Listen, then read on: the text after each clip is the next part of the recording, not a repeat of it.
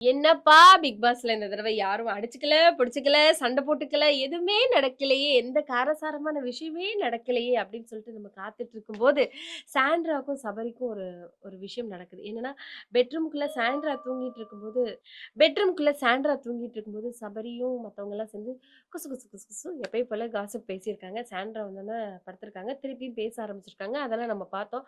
உடனே சாண்ட்ரா, "நீங்க இந்த மாரி பேசுனது எனக்கு டிஸ்டர்ப் ஆயிடுச்சு. அதனால தான் நான் வெளிய வந்து படுத்துட்டேன் அப்படின்னு சபரிட்ட சொல்றாங்க. அந்த இடத்துல சபரியும், வினோத்தும் நின்னு நெறைய ஆறுதல்கள் சொல்லி பார்க்குறாங்க. சாண்ட்ரா அழுகுறாங்க. சாண்ட்ரா அழுகக்கூடியவங்களா? சாண்ட்ரா எதுக்கு அதாவது பிரஜினண்ணா வெளிய போனதுக்கப்புறம் இவ்ளோ விஷயங்கள் பண்றாங்க.